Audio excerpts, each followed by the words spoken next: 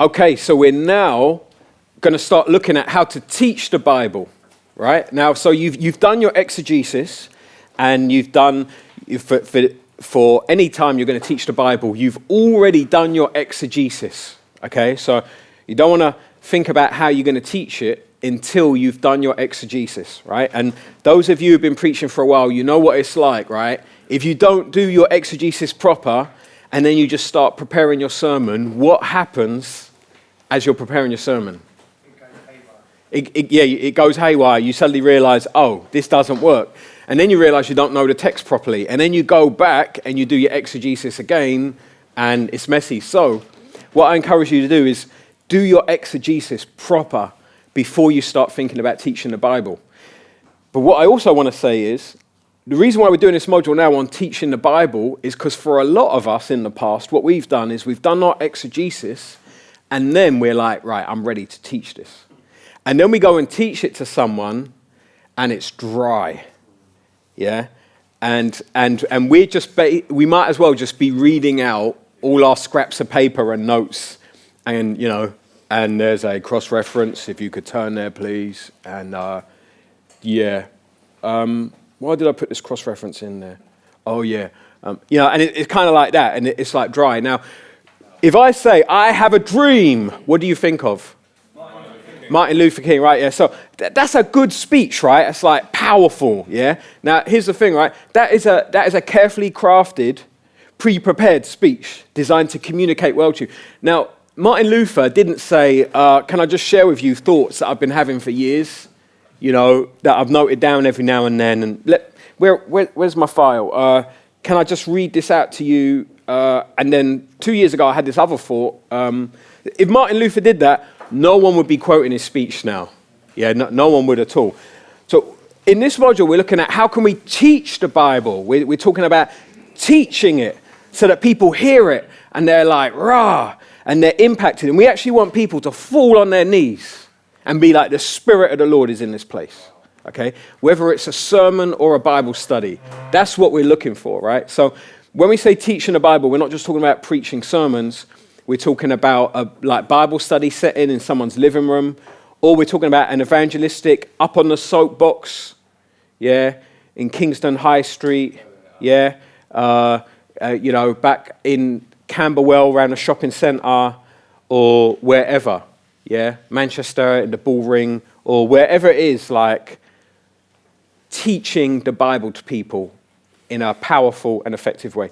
And we see that Jesus was a very good communicator.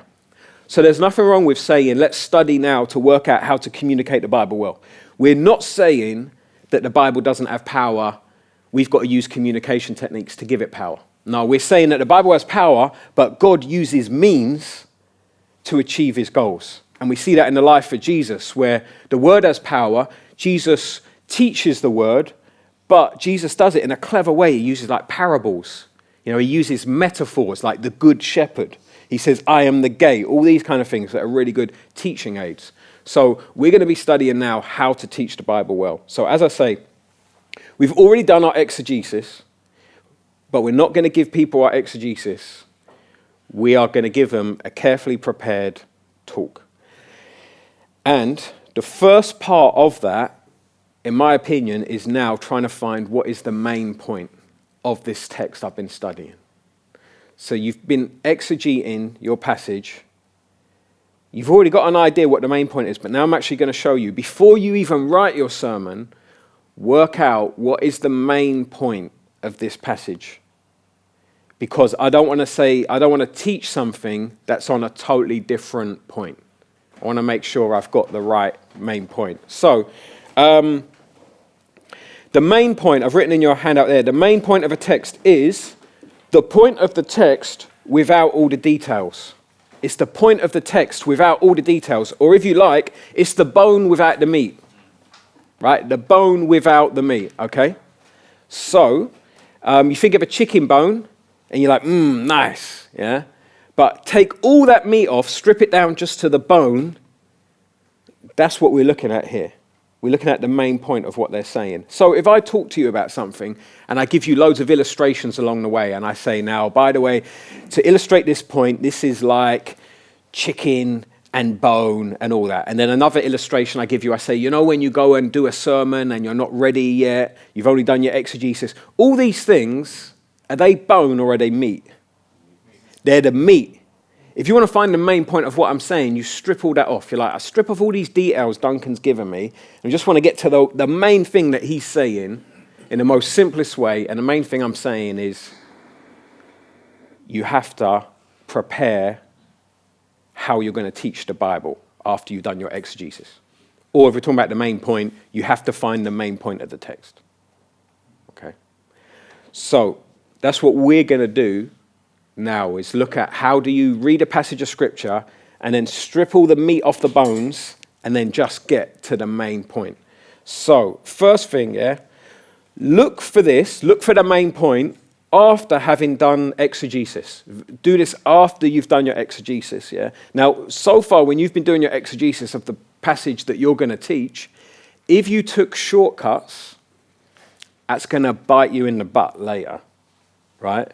So make sure you use all the things I've given you on this course. So that means co-text, cross-references, different translations. Different translations, boy, that can save you from, I've had this before.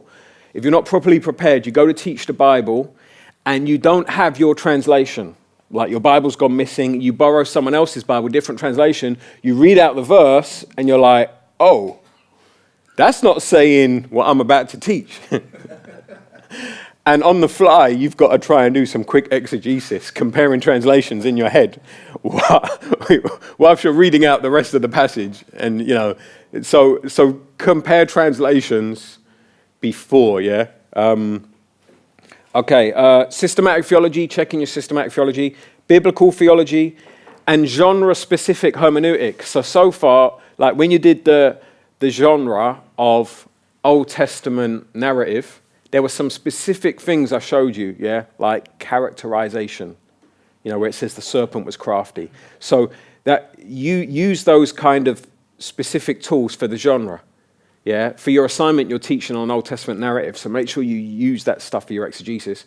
But if you're teaching on parables, you then want to look at the genre-specific stuff about how to interpret parables or the hermeneutics of parables. So we're not going to try to work out the main point until we've done our exegesis, right? Second thing, determine the text. Now, what I mean by determine the text is start with an idea of what section you want to teach on. So you might say, I want to teach on the whole of chapter 35. Or you might say, I want to teach on chapter 35, verses 1 to 5.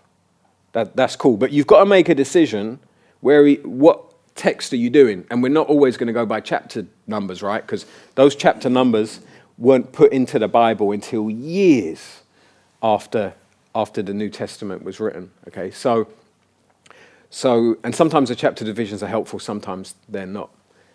So you're going to work out what chunk am I teaching on, but be prepared for that to change. This happens to me an awful lot. As I start trying to work out the main point, I then see, I need to do a couple more verses. Or I might even be like, I've bitten off more than, I'd normally bite off more than I can chew. I think this week I'm going to teach 5 verses. And then at this stage, I'm like, I can't do 5. I've already got a 5-part sermon in my head now. So it's like, this has got to be broken. I'm not good at me personally, I'm not good at teaching long passages. Like, I like to do them short. Okay. So when you're determining the text, this is how you're going to do it, and you're going to get to practice this in a section. First, divide the text into different sections of thought. So when I talk about different sections of thought, if you think about it, I started this session talking about what? Anyone remember?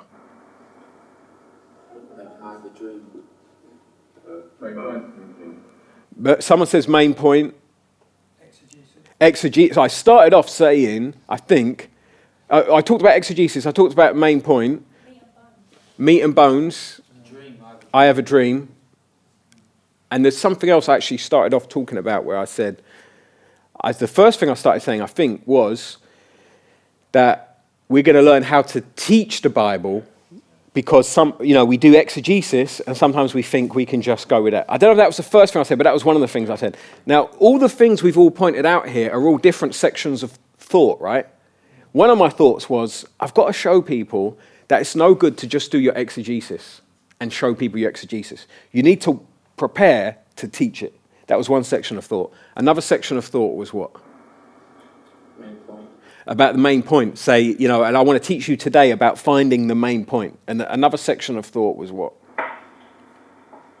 Having all the elements in your exegesis first. Having all the elements in your exegesis first. Right, great. So these are different sections of thought. And when I said about Martin Luther saying, I have a dream, that was the meat on the bones of one of those sections of thought. Does that make sense? Yeah. Right, okay. So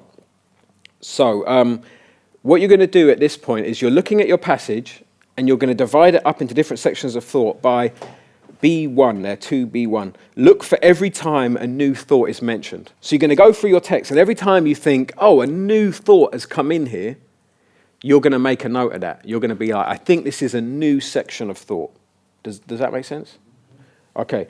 Don't go by chapter divisions. Sometimes the chapter divisions are right. They show you a clear new section of thought, but sometimes they're not. And then the next thing to do is summarize each section with one sentence, and that's like a mini main point. So what you're going to do, you're going to get a scrap of paper, or you're going to do it on a computer, and you're going to be like verses 1 to 2, you're going to be like, I think this is a section of thought, because in verse 3 it goes on to a new section of thought, and you're going to write down one sentence that summarizes what that section of thought is. Does that make sense? Mm-hmm. Okay. So what you're going to do now is you're actually going to do this. Right? So turn to Matthew 17, verse 24. So this is the passage I got to read for your homework before this. And what you're going to do is, I've given you this section of Matthew 17, 24 to Matthew 19, verse 3. And what you're going to do is you're going to go through it. You've already read through it, so you're familiar with it, which is a good thing to do. I remember doing a Prop Trust conference once. I was at a Prop Trust conference where the guy there, he said to us, we're going to study Titus now. In fact, it was Chris Green. Some of you know him. And he said, okay, guys, let's read Titus. So we all, together, we read it, like doing, not one verse each, but, because that's like a council state thing. What was it, like one paragraph each, or how do they do it? Paragraph? Yeah. Chapter, I don't know. But so we went round reading it out loud, and then at the end, Chris goes, okay, guys, let's read it again. And then we went back through Titus again, read it again, and he was basically saying, just read it as many times as possible to get familiar with the text. So you've already read Matthew 17. What you're going to do now is you're going to go through it from Matthew 17 to Matthew 19, looking for different sections of thought, okay?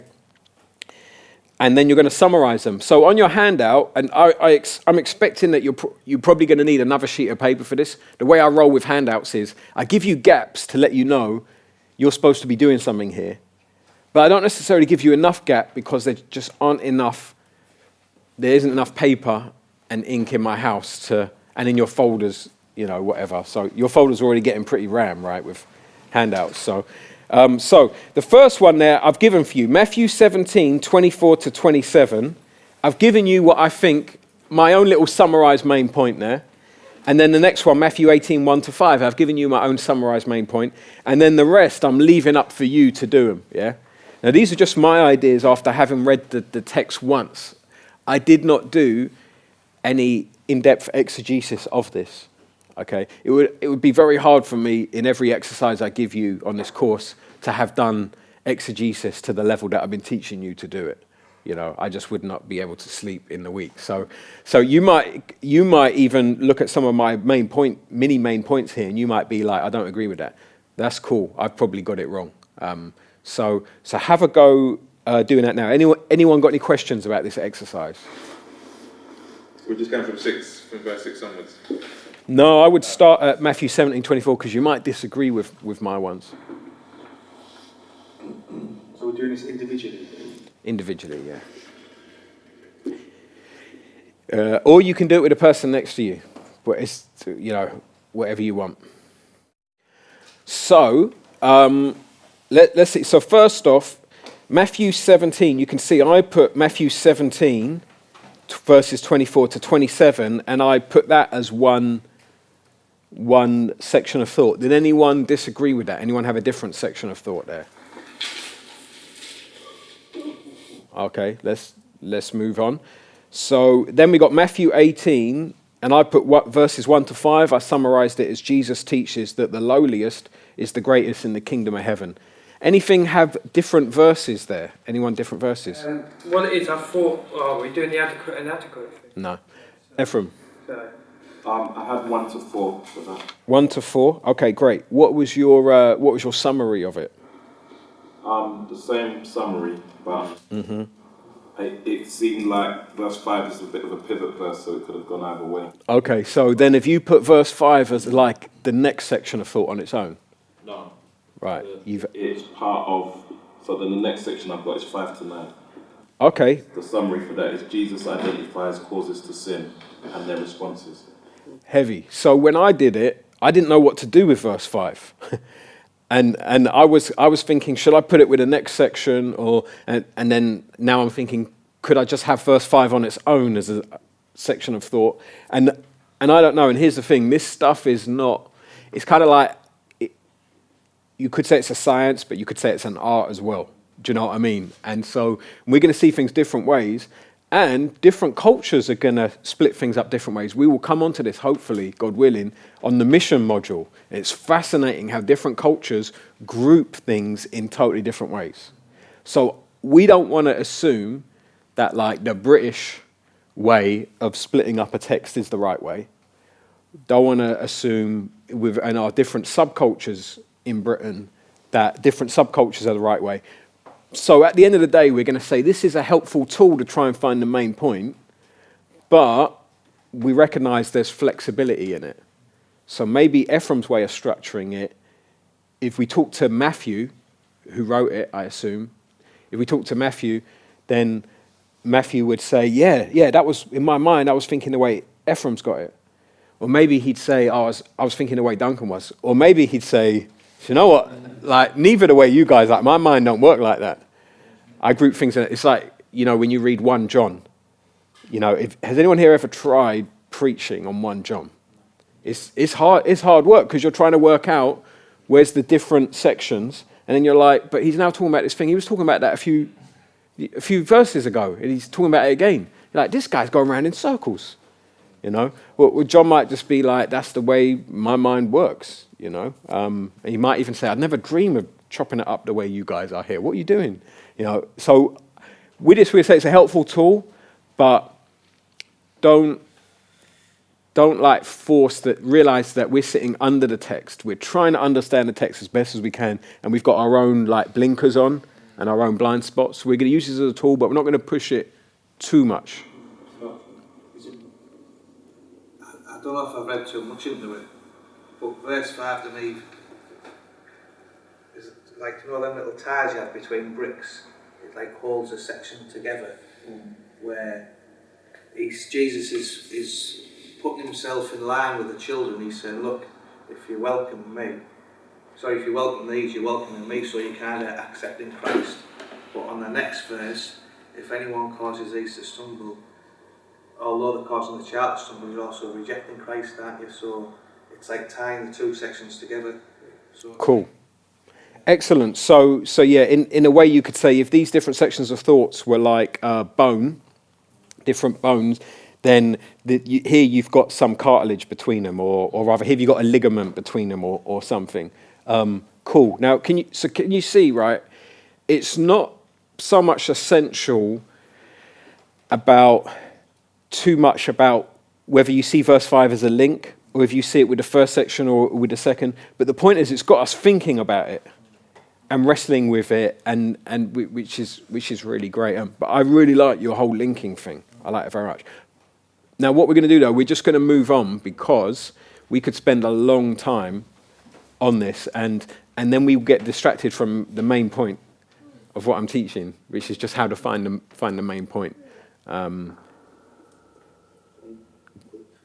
Say, to me, 6 and 7 go together, and 8 is a new section.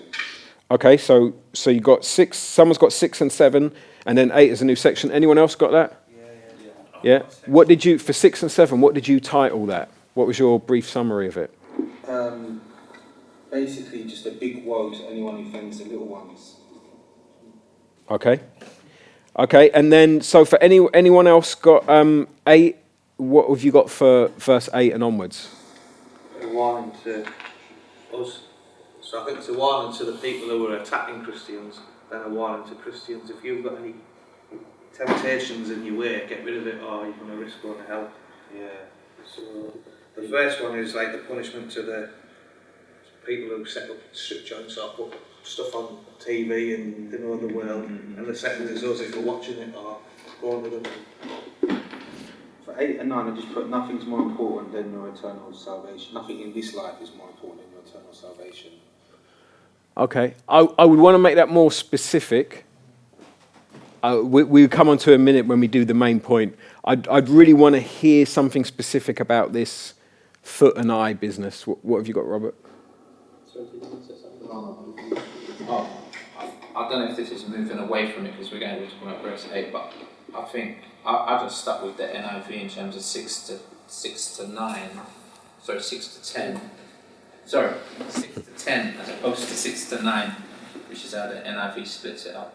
Because really, he starts talking about stumbling in verse 6, and that whole section, at least up to verse 9, is talking about stumbling. So I agreed with what they had in terms of stumbling being really the issue. Okay.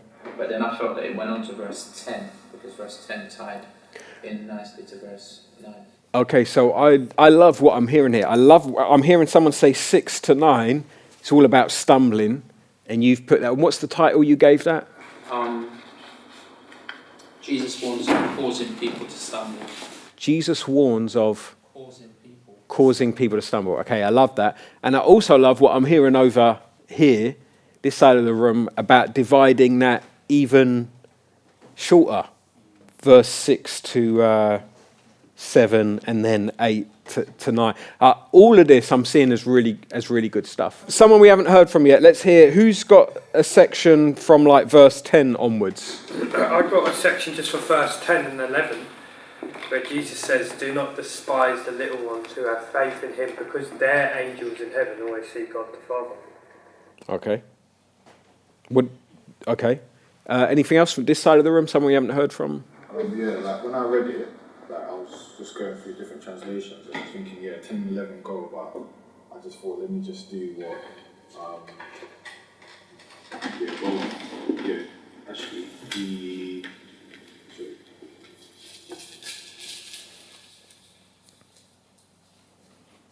because the ESV and NIV just both split it to 10 and 14, so I just summed it up together and I wrote quite a lot for it.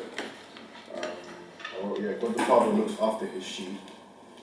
He will go and search for his sheep that has gone astray, and God rejoices in one sheep being found over those that aren't led astray. Okay. Now be very careful of being influenced by your Bible translation, yeah? The way that they've divided up these sections, you really want to take these sections with a pinch of salt. I personally really dislike the sections in my Bible. And do you know what I hate? Is when I'm reading some good narrative, yeah? And just good narrative, and then suddenly a title comes up saying, "The Death of Isaac." I'm like, the narrator did not get to that yet. He's supposed to tell you the story, and then you hear about the death. It's like reading a murder mystery, and then the final chapter it says how they find out that the bad guy is Professor Plum. You're like, what? So I wish they would do Bibles without these titles, and I wish that the sections there was a bit more. They weren't so laid out like that, because it makes people think that in the original language they're laid out, and they're not. The original Greek, if you look at any copies of any manuscripts, right? Copies of the autographs, obviously not the autographs, but there's no gaps there. The text just goes straight across like this, no gaps, no paragraphs, yeah, no full stops. They didn't have full stops, yeah. So it just goes like that. And so the early readers would have been trying to work out from the text where the logical breaks are, and and that, if you know.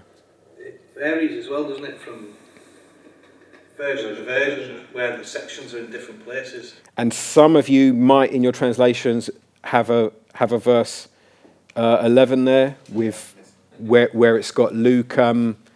It's got Luke. What's it called? 19:10. In there. We've covered that before in one of the videos about Greek manuscripts, so we won't go there now. Okay, right. Someone. Sorry, sir. Question I was going to ask: are there any grammatical indicators in terms of the way that sentences are structured and so on that will give indications as to sort of breaks in thought and so on? There are grammatical indicators. I think most of the time you probably really got to be looking at them in the original language to spot them. And sometimes those breaks don't always. So, for example, sometimes Paul will say, "In light of this," and you're like, "In light of what? In light of the last verse, or in light of the last 5 verses, or in light of the last 5 chapters?" Like, so there are indications, but it's not as if you can be like, "Aha, this grammar here shows me for sure." It's. Cool, that's good to know. Because I thought there was one that verse 14, the verse 14 kind of summarised that from 10 to 14. Oh yeah. So it is not the will of the Father who is in heaven that one of these little ones should perish. That's kind of like the summary of what's being said there. Like that. I like that, yeah. So yeah, forgive me, when I said I think you've got to be looking at the original languages, I don't mean you couldn't see things like that where it says so or in the same way your father. But I mean, there's some things like you'll have some authors that they might use a certain word to start a new section of thought. It's a bit clearer in the Greek. But yeah. Verse 14, that looks like a summary, and that's what I was thinking of writing as my that's what I did. Excellent. But because it says take heed at the start, take heed that you do not despise one of these little ones. I kind of came to that.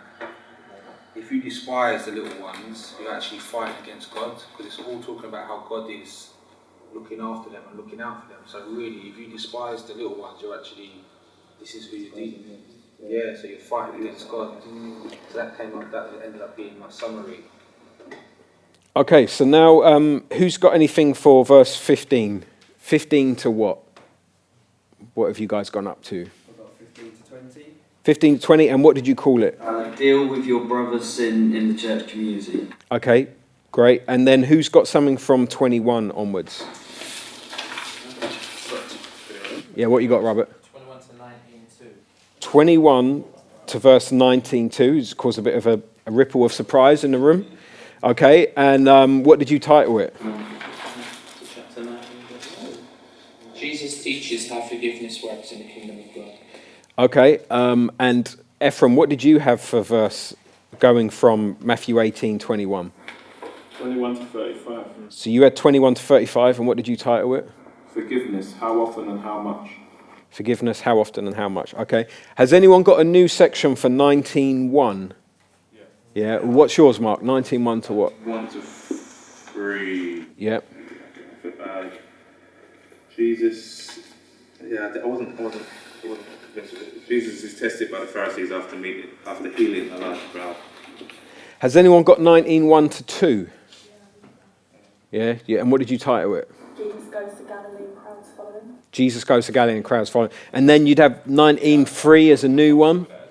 So you see, so what Robert's done there is he's put that section of 19:1 to 2, he's added that on to the other section. And so I think it's cool that Robert's done that. I think it's cool that other people have split it into 2. So can you see what I'm going for here? I'm not saying there is a yes and no answer to whether these sections are correct. I'm saying it's something that we wrestle with. But I'm gonna move on because time is against us. So here's what you're going to do now, right? You're now point C. You're going to group the sections together if they fit. So you've now got a list of different sections, and now you're going to try putting those together in groups. Okay, so first one, yeah. Does Matthew 17:24 to 7, the temple tax, fit together with Matthew 18, 1-5, greatest in the kingdom of heaven? What do you guys think? Yeah. Yes and no. Yes and no? Well, I've always got a problem though, because it said at that time the disciples came to Jesus, so it sounds like a new thing. Okay. It's like Jesus is chatting one thing, and then the writer's saying, look, but at the same roughly time, Jesus is chatting a new thing. Okay. Okay, so we're getting a mixture. Some people are saying, yeah, it goes together. Some people are saying, no, it doesn't go together. And this is a tough question because, in one sense, how can you ever say that any scripture doesn't go together with another bit of scripture? You get me? That's kind of... But on the other sense, we want to be thinking in terms of sections of thought, is this a new thought? So, you know, can we really group this together? So later today, we will be studying the Urban Catechism, right? Now, on the one hand, you could say, can we put these two together? And you could say, yeah, it was the same day of the Urban Ministry Program, and it's part of the same plan to get everyone ready at a certain point for doing certain things in ministry. And at the same time, you'd be quite right to say, no, these are separate. So what I'd be saying here is, if you think these two go together, cool, write that down now and be like they go together. If you think they're separate, write that down and say they're separate. As I said, when we come on to how different cultures group things, we then see that we've got to be really careful about grouping things and say this is how it works, because different cultures group things in totally different ways. So what you're going to do now, refer back to the handout, you're going to, number 2, you're going to repeat this process until you have identified the larger block that your text fits into. Now, when I say your text, right, basically what it is, in a minute, yeah, you're going to be looking at Matthew 15:20. So imagine Matthew 15:20 was the text that you decided you were going to teach. You'd be doing this process, finding these blocks, and you're looking for the block that Matthew 15:20 fits within. Does that make sense? Let's say you're studying, you're going to be teaching Matthew 15, verse 20. You would do this process for this whole section, just over a chapter, and you're putting all the different separate thoughts together in blocks, giving them a title, then doing another block, giving it a title, and you do that until you found a nice big block that Matthew 15:20 fits in. So are we looking at Matthew 15 then? Is it Matthew 18? Yeah. Sorry, That's where you can... Matthew 18:20. Sorry. I think it's Matthew. I might have totally got that. Sorry about that. Matthew, I'll tell you what the verse is. Yeah, it's Matthew 18:20. For where 2 or 3 gather in my name, there I am with them. Where you're going to come to is you're going to end up with a whole bunch of blocks, and one of those blocks you're going to say, I think Matthew 18:20 fits in that block. Does that make sense? Now, here's the thing though. You might be teaching on a passage that's 10 verses long. So then you're looking for what block do these 10 verses fit in. It might be that you're doing those 10 verses and you find, right, these 10 verses cover 2 separate blocks. And you might be like, and in fact, the second block goes on, and I've stopped at this verse. So you might then say, I'm going to make it longer. Or you might say, I'm going to make it shorter. Do you see what I mean? So have a go doing that now. You're getting all your little separate sections, and you're now trying to put them into bigger blocks. So basically everything that we've done, we now need to, where we've broken them up, we need to then find bigger sections that they fit into. Like put them into just 2 big blocks, or put them into 3 big blocks, something like that. Maybe some of you will be like, I just think it all goes in 1 big block. You know, I don't want to dictate how you break it up. And they still have to be chronological in the order that they were written in. They do have to be chronological. They do, yes. Yeah. But by saying that, I'm not saying that every Bible author writes in a chronological way. So the gospel writers will not always do everything in strict chronology. Sometimes they do it in themes. But even there, so when you say chronological, if you mean following the order of verses, then yes. Yeah, okay, yeah.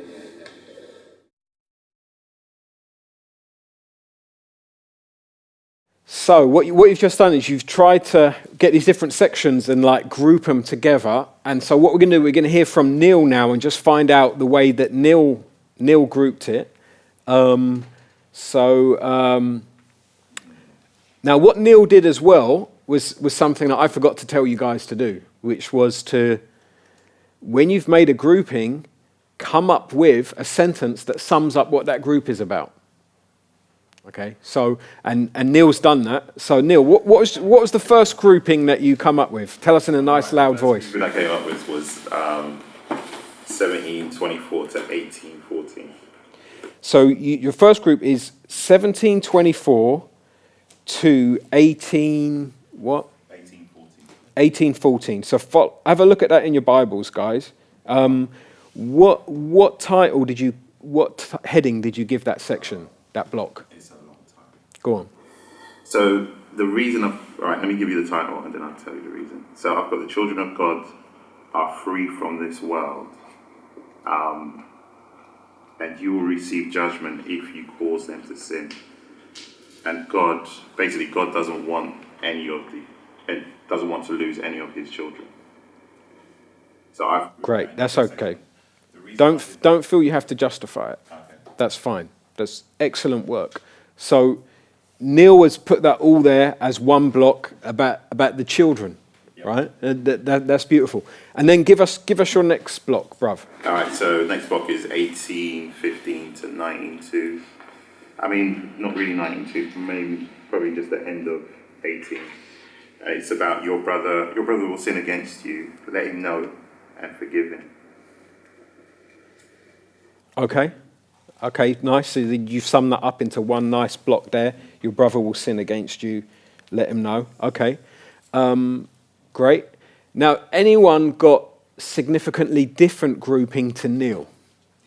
Okay, Shane, let's hear your grouping. Well, it's not significantly different, but it is a bit, it's still the same theme with the children, but I didn't see that in 24 to 27, personally. And I know it's about the kingdom and how we should live, but I put 18:1 to 35. 18:1 to 35. Okay, and what did you call it? How God cares for his children and how the children should live in the kingdom. Okay, how God cares for the children and how the children should live in the kingdom. Okay, nice one. Ephraim, what did you get for your blocks? So the first block was 1724 to 27. 1724 to 27, yeah. God's children don't pay him tax. God's children don't pay tax. Don't pay him tax. Oh, God's children don't pay him tax. Don't pay him tax. Okay. What subversive sermons you're preaching. And then the second block was, as with Shane's, 18:1 to 35, and my title was God's children and relationship to sin. God's children relationship to sin. Okay, interesting. Right, now, so what I could do, I could carry on going around the room and say, let's hear your different blockings. And we'd all probably find most of us have come up with something different. There might be one or two of us that have got the same thing. I'm not saying that some of you have done your blocking right and some have done it wrong. What I would say is you've all identified certain things in the text. And you've seen different blockings differently. And that's okay, and it's also helpful to then see one another's different blockings and think about it further. But here now is where the rubber hits the road, right? Now the rubber hits the road in that now you say, okay, the particular text I'm studying, so like I said, today we'd say the particular text we're studying is Matthew 18, verse 20. I hope I said it right this time, yeah? And with that verse, we now want to say, what block does that fit within? So, Neil, with your block, what did it fit within? 1815 to 1835. And what was the title of it? It was Your Brother Will Sin Against You, Let Him Know and Forgive Him. Your brother will sin against you, let him know and forgive him. Okay. Someone we haven't heard from yet. I want to know Matthew 18:20. What's the big Sin. block? Yours is just called sin. Yeah, big block of sin. A big block of sin. Okay. Okay. Okay. Yep. Sorry, I didn't hear that. Did you say something? My commitment. I was gonna say something. Well, yeah, I probably would put it in the category of dealing with professing Christians. Dealing with professing Christians. Okay. So is that your biggest block? That's why I hesitated, because Yeah. it needs a bit more work. Big block. Yeah. Looking at it It's not your again. small block. Yeah. Right. Okay. Because it seems like we're supposed to be going out, like Google Maps, going out of the text rather than going further into the text. Yeah. So, We've and I done the think small blocks already, didn't we? yeah. And then we made a big block from the small block. Exactly. So which big block does this verse fit into? So to be honest, I didn't categorise my blocks because we were still looking at some of the smaller blocks.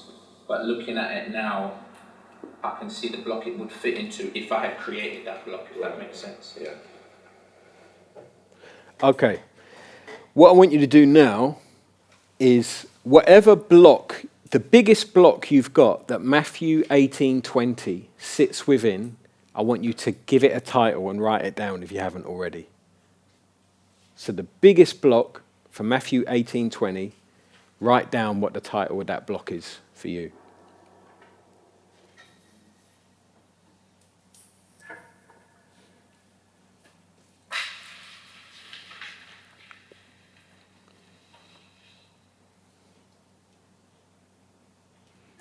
So on the handout, this is basically point D, which is sum up this section with one sentence.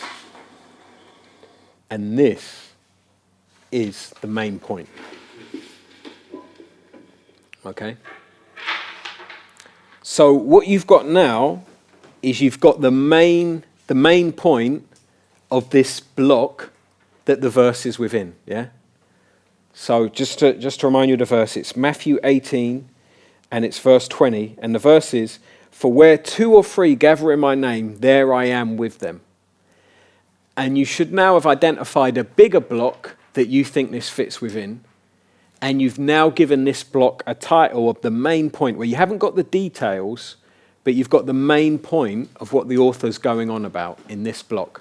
So there's no detail, you've taken all the meat off the bones, and you're just giving the main point of what they are saying.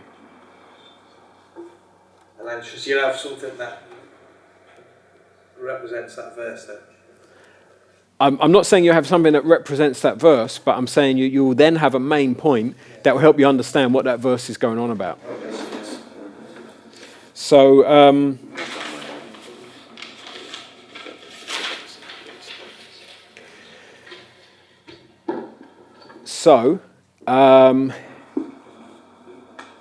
here's what we're going to do, right? Now we're going to test our main points. So can you see, has everyone got a main point written down? Okay, well, I'm going to give you... A main point for the verse? No, a main point for the biggest block that the verse fits in. So could the main point be like, well, I just put what is sin and repentance? Would that would be like the question of like a sermon? You don't want the main point Okay. for the verse, though. Here's the thing, right? Those of you who are preachers, we are not looking for preaching points. Okay, we're not looking for preaching points, yeah? I'm not looking for alliteration in your sentences or anything clever like that. We're just looking for what is the main point of the block that this fits within. Oh, so I just take what is it? Okay, so I'll give you 1 minute to write down the main point of the biggest block that Matthew 18, verse 20 fits in.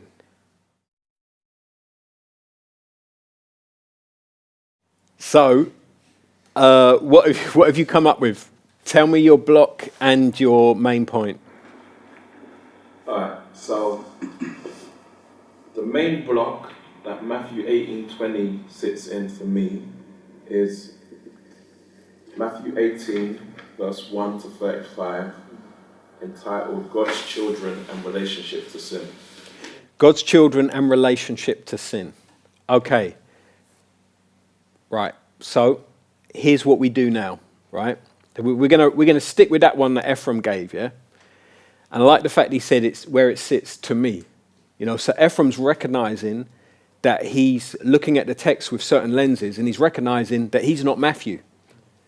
But from where he's sitting, it looks like this is a thing. And that's a very honest way for us to approach the text. And What I'm going to show you now, though, is a way that we can test our main points by asking two questions. So we're now on point D, point 2, test your main point. And the first thing is it accurate? Does it say what the author is talking about in the text? So what do you guys think? What Ephraim said there, does it say what the author's talking about in the text? Is it accurate? Well, say your point again. God's children and relationship to sin. God's children and relationship to sin. Yeah, it does say that. So it talks about God's children and it does talk about their relationship to sin. So Shane says that's accurate. Okay, anyone want to quickly disagree and say, I don't think it's quite accurate? There's something you could add to it, doesn't it? As in... Hang on. The question is it accurate? Is it accurate? Yeah. Excellent. Okay, don't jump the gun there. Right, so the next question is... I like what you're thinking though. Next question is it adequate? Okay, so now we're gonna ask, is Ephraim's main point actually adequate? It might be accurate, but is it adequate? So in other words, A, does it cover the text or does it only focus on one aspect of the text? Because people often make their main point too narrow.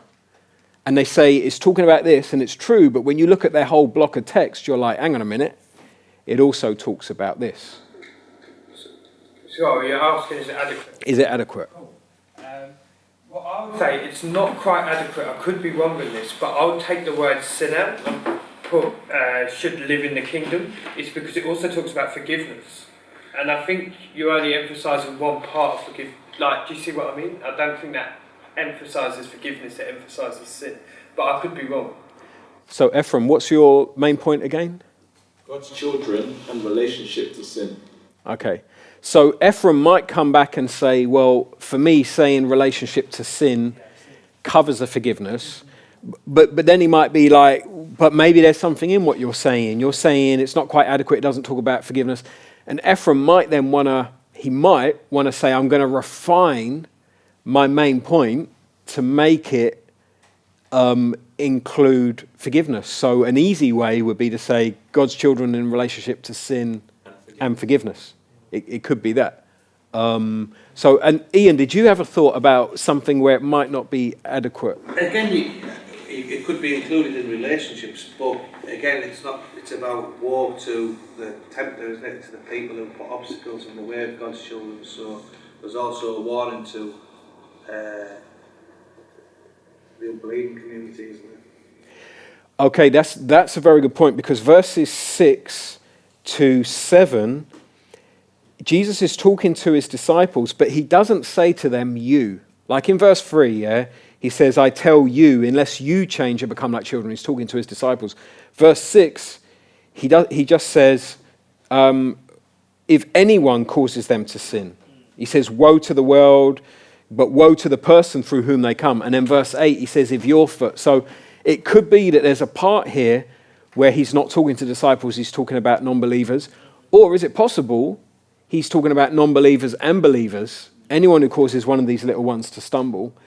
And so then we might want to look at Ephraim's main point again and say his main point is God's children and their relation to sin and forgiveness. But then we might want to say possibly it's not totally adequate because it's not also bringing in how non-Christians are involved in that, possibly. Now again, Ephraim might be able to push back and say, well, actually, in my mind, when I say that main point, that encompasses it. Or Ephraim might want to say, okay, I'm going to refine it and put something in. And what we found at New Life Church is in our internship groups when we do this is very helpful, because through this process, we end up refining our main points, and then we come up with something that is both accurate and adequate. Quick one. On the adequacy of the main point, wouldn't it be helpful to put in God's kingdom? Because it talks a lot about the kingdom. And I just think, because that's a word in a lot in that section, you might just want to, I mean, I could be wrong, I'm not saying, I'm just thinking it just might be helpful to use that, but I don't know. So let me give you some more questions about is it adequate? So sometimes people make it too narrow, but the next thing, B, is it specific to the text? Because sometimes people make it too broad. So someone for their main point might just say, this is talking about sin. I would say that's too broad. It's not specific to the text. You could give me a whole Bible and say this is talking about sin, you know. And so, but I'm like, narrow it down for me. Make it more specific. What's special about this block? Give me something specific about this block. Another question to ask is, does it link together the different points of the text? So with Ephraim's one, Ephraim could go through all the different sections of thought and say, okay, does my main point link all of these together? And he might find there's one section where it's like, oh, it doesn't. And then he says, okay, I'm going to refine that. Then D, does it give meaning to the different points of the text? It's one of those things, as I read it out, I'm like, I'm not too sure why I put that there. What do you mean by it as well? Yeah, what do you mean by meaning? Yeah. Are there parts of the text that now you understand why they're there? Right, okay. I would argue that for Matthew, if you've done a good main point here that's adequate and accurate, I'd argue that when you then look at Matthew 18 verse 20, about where two or more are gathered in my name, I will be there, then it's like, aha. That helps me see the meaning of that verse. Okay, so I'm going to give you some examples. And first, I feel, we kind of put Ephraim on the spot here with his thing, right? But one of the things I'm trying to show you is, like they say in writing, they say your first draft is always rubbish. Like never hand in your first draft. It's always rubbish, okay? I'm sure there's exceptions to that. But when it comes to a main point, it's good to have the same kind of attitude of the first thing I come up with is probably going to need refinement. Let me refine it. And one of the beautiful things about asking other people is you get their perspective, and that really helps you refine it better. Is that what you do then? Do you ask them a bit? Because I was just aware that Ephraim has seen something and put his main point down, and I might have totally missed that, but just seen the point that I mentioned. So it's quite easy to sit there and say, oh, you've missed this out, have you thought about this? But if you were sat on your own preparing a sermon and you've got nobody else to point these things, how would you come to that? That's a good question. So some of you are going to be in pioneering church plant situations where you just haven't got people around you that you can ask them, what's the main point? Everyone around you is a non-believer, or a baby Christian. They haven't been taught exegesis and that. In that situation, your community is going to be commentaries, other preachers, that will be your community. But over time, you will be building up a community of theologians around you who can do exegesis, and then they can say main point. And one day, you'll have an internship group in your living room once a week, and the sermon that you're going to preach on. So when I went through John's Gospel, the Tuesday morning before, I think it's Tuesday morning, was it a Wednesday morning? That was Tuesday last year. Okay. Well, Thursday afternoon. Okay. You see, we all have different perspectives. So the Thursday afternoon, Wednesday morning, whatever, we would, together as interns, we would go through the main point of the text and we say, is it accurate or is it adequate? And then I would go and prepare the sermon. So my interns were helping me to understand the main point of the text. So I could midweek go through with Hannah and Rachel a book and say, look, this is what I'm preaching on Sunday. What do you get from it? Exactly. And over time, be building up a team of people who do exegesis who get used to doing that, and then you can throw ideas around and help one another out. Okay, so here's some examples from our interns last year. We did from the NIV, John 14, verse 16. And I will ask the Father, and he will give you another advocate to help you and be with you forever. So we had people come up with possible main points, right?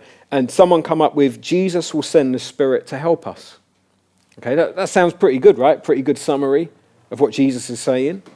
Yeah, okay. Now, before you turn over the page, what is it accurate? Yes. Is it adequate? No. I kind of would have liked someone who wasn't one of the interns last year.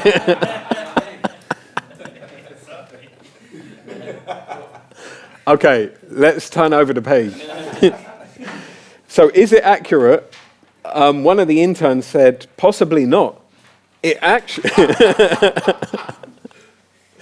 Possibly not. It actually says Jesus will ask the Father and the Father will send the Spirit. So initially the main point was Jesus will send the Spirit. Now someone said, that's not quite accurate. Jesus doesn't say he'll send the Spirit. He says he'll ask the Father and the Father will send the Spirit. Do you know there was a whole church split over this? The Eastern Orthodox Church split from the West over is the Spirit sent from the Son or from the Father. So this is big things here. Just from not doing theology in community, you can split your church. Real talk. I'm not exaggerating. The biggest one, probably, the biggest church split in history, or maybe the Catholic one. I don't know which one was bigger, but that came from this detail here. Okay, so this was great. So someone could say, I think we can make it more accurate. Then when it came to adequate, is it adequate? Someone said it doesn't include the Spirit to help us, or that Jesus is comforting them. So you go back to the verse, Jesus says the advocate will help you. And then they've put something about that Jesus is comforting them, and I'm not too sure in verse 16 if that's actually there, but maybe they saw something. I think Another advocate, another comforter in some translations. You see why we do stuff in community and then picks it up. Ephraim's just pointed out something from another translation. Okay, banging. So that's just an example of how together people would say, okay, we need to refine this a bit more. Okay, so what that means is when you're presenting your main point, you're not presenting it like, here's my main point, and then people got to try and knock your main point down. It's more like, hey guys, I think this is a main point. Let me know what you think, and everyone understands. We're gonna batter this about, and it's gonna get refined. It's not that we're dissing anyone and saying that exegesis is bad. This is just part of the process, and we all do it with one another. Right. Another example. B. John 14:28-31. You heard me say, I'm going away and I'm coming back to you. If you love me, you would be glad that I'm going to the Father, for the Father is greater than I. I have told you now before it happens, so that when it does happen, you will believe.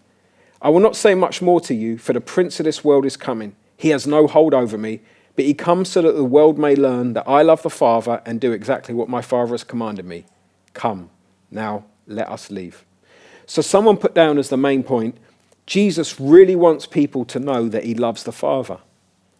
And that was a really good main point there. I don't know if I myself would have instinctively come up with that main point. But you could see there, they're capitalizing on verse 31. But he comes that the world may learn that I love the Father and do exactly what my Father has commanded me.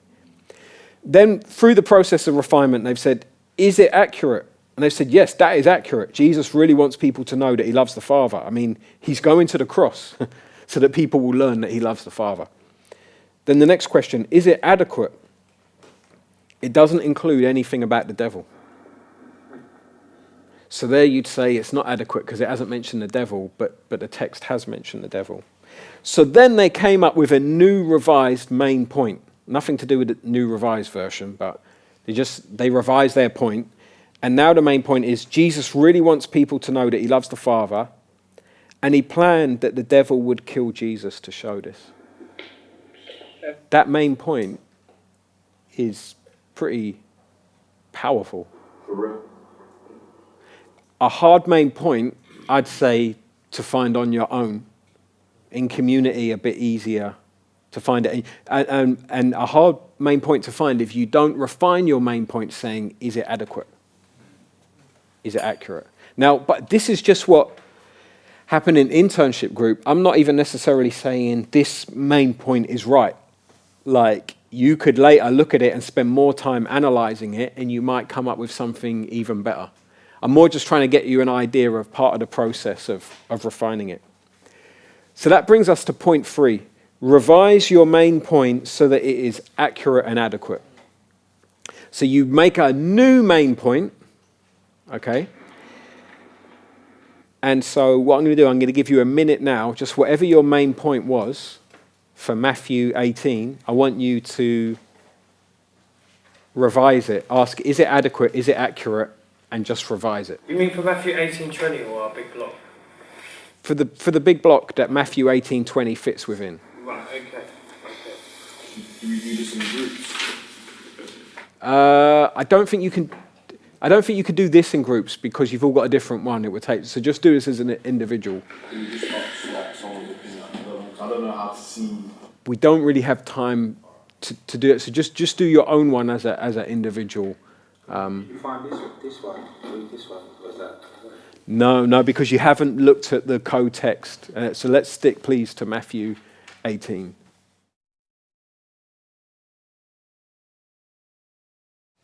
Okay, so now you know you've all done this, but we're going to pick on Ephraim now. Your revised main point of this block is what? The kingdom citizens' relation to sin and those who may cause it. Okay, the kingdom citizens' relationship to sin and those who may cause it. Okay, so let's say for argument's sake we've said that's accurate, that's adequate, yeah? Now, if we're saying that's the main point of Matthew 18, sorry, what verses is that for? Yeah. Matthew 18, 1 to 35. 1 to 35. So now, now, see, one of the things with group work and all that is sometimes you end up going in a slightly different direction, which is all good because this stuff I'm teaching you, for this module we're teaching the Bible, you've got to understand, yeah? I'm not giving you rules, I'm giving you tools.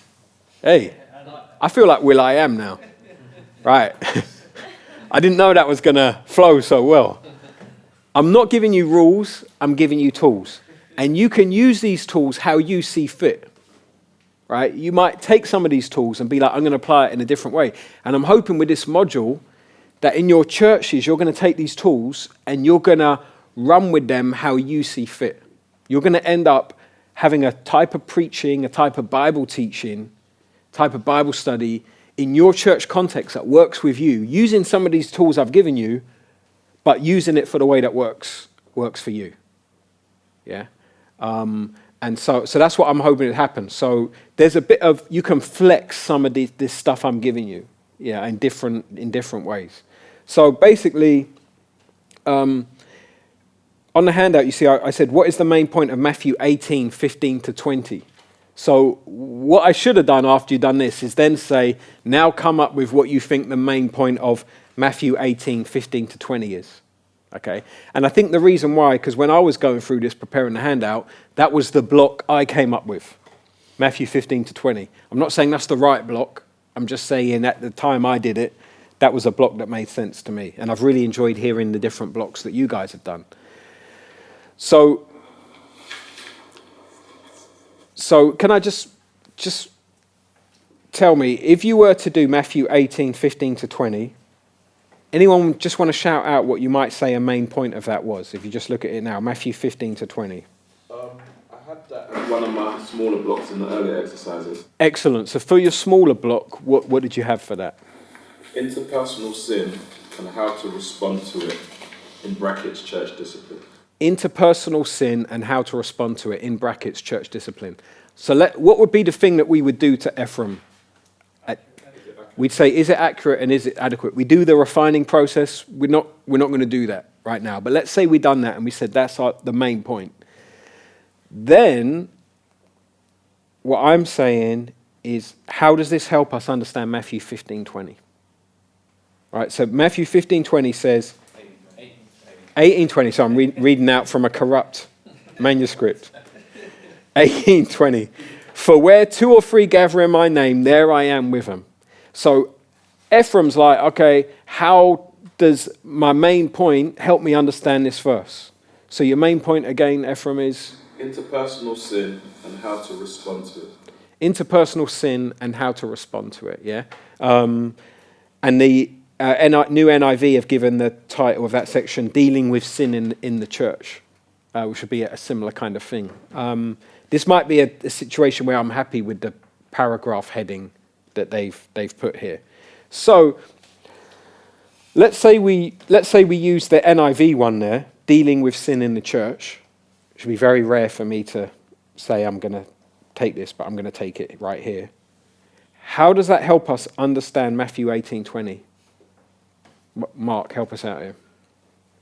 Jesus is saying, where 2 or 3 gather in my name, there I am with you. Well, I'll give you what I had as a summary or heading to that. Jesus will be with his church to help with church discipline. Jesus will be with his church to help with church discipline.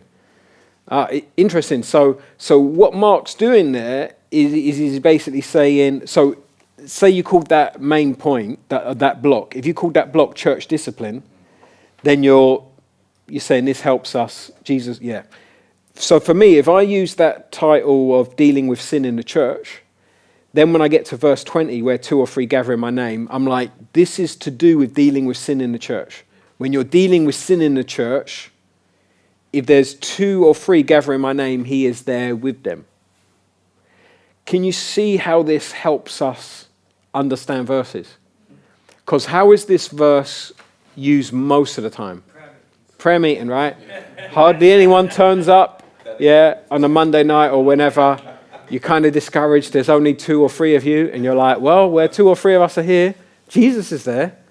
Which is a funny thing, isn't it? That's like, so what, when you pray on your own, is Jesus not there? You know? I've heard another twist on that. So taking verse 19 as well, again, truly I tell you that if 2 of you on earth agree about anything they ask for, it will be done for them by my Father in heaven, where 2 or 3 are gathered in my name, there am I. So I've heard faith kind of prosperity preachers talk about this with regards to whatever you desire. If you can get someone to agree with you in prayer, then God will give it to you. Wow. So in that situation, we would want to gently say to someone, hang on, let's look at the text in its context. Let's see what the main point of what Matthew's getting at here and what Jesus is getting at here. And then we'd be like, Jesus, the whole thing is him talking about how you deal with sin in the church, in whichever ways you've articulated it in your different main points, yeah? And then we'd be like, so when it says about 2 or 3 of you gathering together, it's talking about gathering together because some sin has been done. And then, you use your co-text and it's like, it's talking about when you're putting people out of the church. And then you got this whole thing of binding and loosing, and again, a verse that's often misunderstood. And you're like, the binding and loosing here isn't talking about binding demons or loosing people. This is talking about people coming into the church or going out of the church. And Jesus is saying, you do this procedure I give you, you have my authority, and I'm there with you when you say, we're so sorry, but you have to leave. We've pleaded with you, 1 person pled with you, then 2 people went to you, and then we discussed it as a church, and now it's come to the stage where you have to leave. And when you do that, sometimes you get a lot of this come back, and the rumors and the gossip and all that, and you look at this verse and you're like, Jesus is with us. Jesus is with us. We're doing the right thing here. It's painful, but we're doing the right thing. Jesus is with us. So this verse is far more than an encouragement that Jesus is with us when we have a prayer meeting. Now, let me ask you this, though. When 2 or 3 have a prayer meeting, is Jesus there with them? Yeah. So I'm not doing, reductionism and saying because this verse isn't teaching that, therefore Jesus. Like, if I'm at a prayer meeting and someone says, well, Lord, you said if 2 or 3 are there, you're there. I don't stop the prayer meeting. Hold up. That's not what that verse is talking about. At your course, I actually did do that. I actually did. I went, nah. In CU, I went, nah. I'm not having this. That verse is not talking about that. Like when I was a bit of a younger Christian, I was a bit beggar. Yeah, so I have actually done that. Okay. Confession. Yeah, just a kick out. Yeah. I still use that in prayer meetings. It does encourage people. Do you know what I mean? So. The church. It's slapped. Okay, so I think we got there in the end with the main point. I think I might have confused you at some points, because at some points I started saying, now, Matthew 18:20, and sometimes I call it Matthew 15:20. But if you were only studying Matthew 18:20, then you would probably want to come up with what is a main point just for this verse. Yeah. But if you were doing that, I would suggest that as you went through this process, you'd say, I don't think I'm going to teach on just this verse, because the verse on its own doesn't really make sense without the context. So then what verses might you then decide are going to be your text? 15 to 20. So 15 to 20. 15 to 20 looks good to me. How about adding in the wandering sheep bit as well? You could. That could link in. So you could bring in mercy and discipline. And the next section as well. Yeah. There you go. Now, for me personally, I'm just not good at teaching on long passages. You know, I teach 5 verses, and that's 45 minutes. So, you know, if I did one of these long ones, but what you're saying makes perfect sense. But you can teach 1 to 5, but make reference to those 2 sections without exegeting those sections.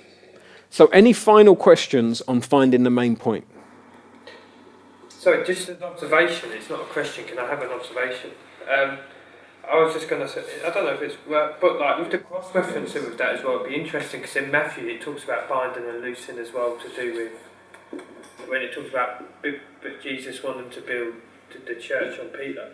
So it's just interesting, so you could use that to help you find the main point as well and realise, aha, so I just wanted to say that. Good point. All the tools you've been learning are going to overlap with one another. And if for your exegesis, you did the whole biblical theology stuff that I gave you in exegesis, biblical theology, yeah, then you'll find a lot of overlap there because you'll be like, well, back then I was doing something similar to this and I was asking, is it accurate or adequate? And now when you do the main point, you'll be like, oh, this is kind of similar and it overlaps. That's all good. A lot of just like how cross-references and systematic theology overlap, it all overlaps. You'll be going over loads of stuff a couple of times and that just helps you to see the text more clearly.